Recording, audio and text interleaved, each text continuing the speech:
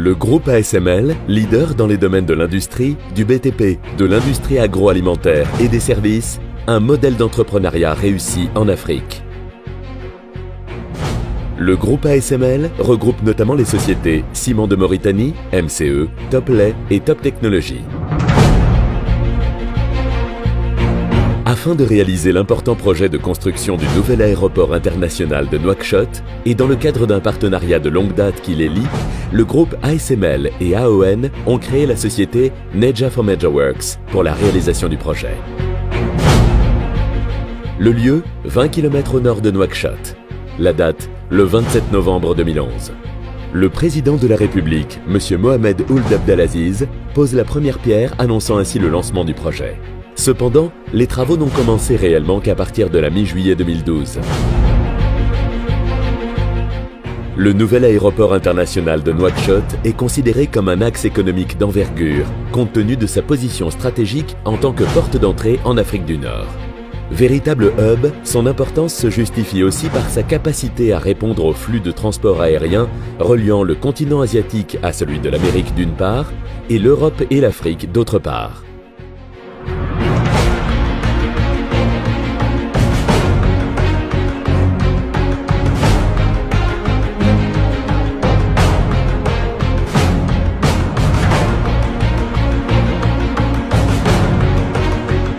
Le nouvel aéroport de Nouakchott est le fruit d'un partenariat novateur entre les secteurs publics et privés. Nedja for Major Works prend en charge l'étude, le financement et la réalisation du projet d'un aéroport respectant l'ensemble des normes internationales en matière d'aviation. En contrepartie, la société Nedja for Major Works bénéficie d'une surface foncière de 450 hectares dont elle assure la viabilisation et l'aménagement. L'État mauritanien finance le raccordement de l'aéroport au réseau d'eau et d'électricité, la construction des réservoirs pour le stockage du carburant, ainsi que la construction d'une bretelle d'accès de 7 km menant à l'aéroport. Le Fonds arabe pour le développement économique et social, FADES, prend en charge le financement du matériel de navigation aérienne ainsi que l'éclairage des pistes. L'aéroport a une capacité annuelle de 2 millions de passagers. Il est doté d'une infrastructure qui permettra l'accueil de tous les types d'avions, notamment les appareils à 2 étages du type Airbus A380. Les pistes d'atterrissage ont été conçues en béton goujonné. Elles ont été positionnées de manière perpendiculaire afin d'assurer le décollage et l'atterrissage, quelle que soit la direction du vent. Je suis très content de venir aujourd'hui d'atterrir sur cette piste qui est d'excellente qualité, aux normes internationales. Nous sommes fiers de cet outil fait par les Mauritaniens, pour les Mauritaniens, avec un avion mauritanien.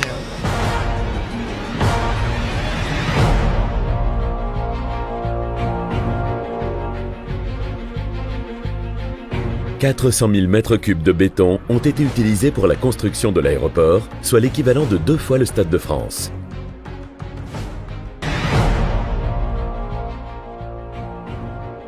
La construction de l'aéroport a respecté les normes de l'Organisation internationale de l'aviation civile, OACI, et de l'Association internationale du transport aérien, IATA. Cette piste est naturellement conçue et construite sur les normes internationales, les normes OACI, et l'ensemble donc des normes applicables dans le domaine aéronautique aujourd'hui. Donc c'est une piste donc, qui aujourd'hui a les caractéristiques de portance, de distance, d'orientation qui ont été créées par le design. Donc en matière de sécurité, parce que c'est la question qui m'était posée, elle a aujourd'hui toutes les caractéristiques qui permettent de faire atterrir sans aucune difficulté, en toute sécurité, tous les gros porteurs qui existent actuellement sur le marché, dont un Airbus A380. À cet égard, la société Nedja for Major Works a mandaté 2 bureaux internationaux de contrôles accrédités, à savoir Pemacotas et Veritas, à la vérification et à la validation de tous les plans du projet. En plus de cela, et dans le cadre d'un appel d'offres international, l'État mauritanien a choisi le bureau d'études français Aegis International pour superviser les travaux de manière à s'assurer de leur conformité aux normes internationales. Les pistes ont été conçues pour accueillir des avions tels que le Boeing B747 et l'Airbus A380. La superficie totale des aires de stationnement des aéronefs est de 127 000 m². Le terminal passager a été positionné non loin du point de croisement des 2 pistes dans un souci d'optimisation. Sa conception et son positionnement ont été étudiés afin de permettre une extension future vers une capacité annuelle de 10 millions de passagers. Le nombre et l'emplacement des équipements dans le terminal permettent un mouvement optimisé et fluide des voyageurs. Le premier étage du terminal, abritant les halls départ, arrivée et les services de l'aéroport, est d'une superficie de 10 553 m², tandis que celle du deuxième étage, dédiée aux salles d'embarquement, est de 8 000 m². Ce dernier comprend une salle pour les vols de correspondance, un salon VIP, des boutiques hors taxes, une salle de prière, des restaurants, des toilettes, etc. Le terminal passager est doté de 6 passerelles d'embarquement, dont une dédiée à l'Airbus A380. J'ai eu aujourd'hui le grand plaisir de visiter le chantier du futur aéroport de Nouakchott.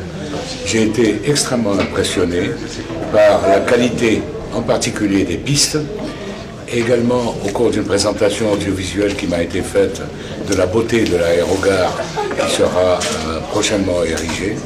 Je tiens à féliciter l'ensemble des partenaires de cette opération qui, si je le comprends bien, n'a pas coûté d'argent aux contribuables, mais qui permettra à la Mauritanie de disposer d'un aéroport clé en main le moment venu pour un accroissement du trafic qui est prévisible et que je souhaite aux autorités mauritaniennes. La tour de contrôle mesure 38 mètres de haut. La hauteur de la vigie a été déterminée sur la base de critères tels que l'angle de vue du point le plus éloigné de la zone contrôlée, ainsi que la ligne de vue optimale vers les zones sensibles. Un bloc technique abritant les instruments de navigation aérienne est situé au pied de la tour de contrôle. Il est d'une superficie de 1900 m². La tour de contrôle se trouve dans la partie nord-ouest de l'aéroport, afin que les deux pistes soient sous son influence.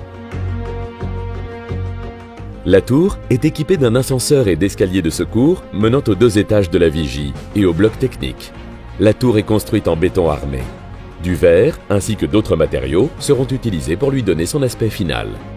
Le projet dans sa globalité est avancé à disons tout ce qui est infrastructure importante, grosses œuvres est pratiquement terminé. Donc depuis 2012, les pistes, les bâtiments et le côté ville qui comprend les routes, les parkings auto sont également en cours d'achèvement. Donc aujourd'hui, on est sur une fin des travaux dans fin de l'année 2015. Pour sa part, la zone de maintenance a été conçue pour accueillir des avions comme l'Airbus A310 et le Boeing B737-800, entre autres. Cette zone se compose d'un hangar, d'un atelier, de magasins et de bureaux. Tout a été prévu pour une maintenance efficace. La structure du hangar de maintenance est en acier. L'ensemble est basé sur des piliers en béton armé. Un terminal du fret est d'une superficie de 5000 m². Son aire de stationnement dédié, de près de 26 400 m², peut accueillir 2 avions gros porteurs Boeing B747 en même temps. شركة نجاح والتي أهنئها بهذه المناسبة بهذا العمل وهي ليست الآن أنا على ما يبدو ليست فقط هي شركة موريتانية إن شاء الله هي شركة إفريقية مغاربية دولية. Dénote d'une organisation, disons, je ne sais pas comment qualifier, mais impeccable, exemplaire. الخاصية لهذا المطار هي الساعة متاعه اللي توصل 2,000,000 مسافر وقابلة للتوسعة. الموقع متاعه كذلك موقع استراتيجي قريبا من الميناء. Le pavillon présidentiel a été conçu de manière à ce qu'il soit indépendant de l'aéroport. Son emplacement en bout de piste principale permet aux avions officiels de décoller et d'atterrir sans roulage. L'emplacement du pavillon, par ailleurs hautement sécurisé, permet de disposer d'une sortie indépendante. Le pavillon est d'une superficie de 3000 m². Il est attenant à l'aire de stationnement présidentiel. Le pavillon se compose d'une salle principale de 900 m² et de 7 mètres de hauteur sous plafond, d'un aspect majestueux, entouré d'un salon présidentiel et ses annexes d'une part, et d'un salon pour les ministres et les personnalités d'autre part. Un parking véhicule pouvant accueillir jusqu'à 600 voitures se trouve à l'entrée du terminal passager. Le parking est agrémenté d'espaces verts, de fontaines et de jets d'eau.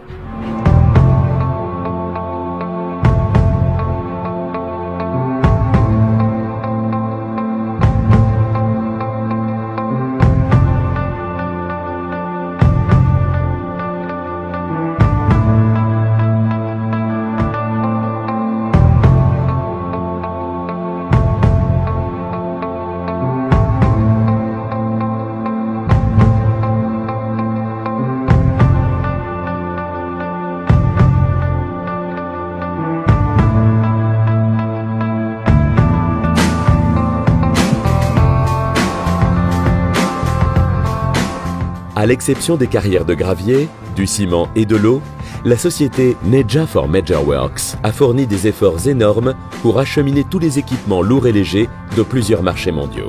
Pour ce faire, la société a mis en place une structure logistique efficace pour mener à bien le projet de la construction de l'aéroport.